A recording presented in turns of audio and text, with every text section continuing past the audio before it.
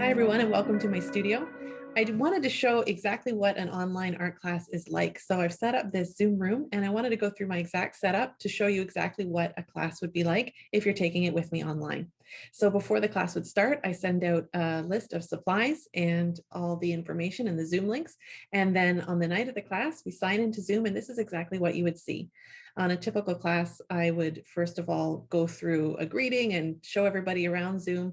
But for the majority of the class, you'll be seeing everything from my top-down camera. So for some of the class, you'll see me like this.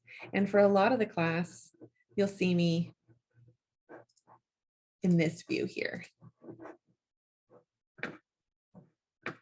So this here is my top-down camera, as you can see it right here. And it allows me to zoom in and zoom out and show you exactly what I'm doing in real time. I talk a lot about supplies and I usually demonstrate things start to finish. The best thing about these online Zoom classes is you get a front row seat no matter what. Whenever I was teaching in person, I know sometimes it can be frustrated when there's 13 or 14 people hanging around and everybody's struggling to see. But the best thing about these online classes is when I'm demonstrating, you can see everything in real time. You can see my paints, you can see my color, and you can see my paper.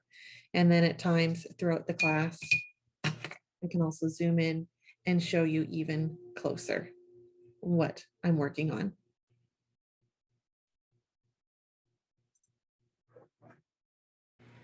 Most of my classes and paint nights follow the same structure.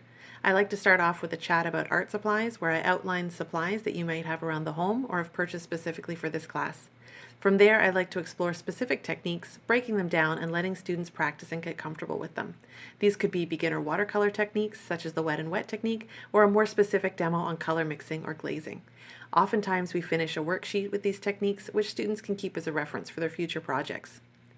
In the last half of most of these classes, I like to work through a final project or painting. This is where we work step by step, applying those techniques we talked about in the first half of class. By the end of the class, I switch back to gallery view to see everyone's work and give feedback. It is so nice to see everyone's final projects all together at the end of the class. But don't worry if you're shy or don't feel like sharing, you can always keep your camera off. I hope this gives you a good idea of what an online class with me is like. Thanks so much for watching, and I hope to paint with you soon.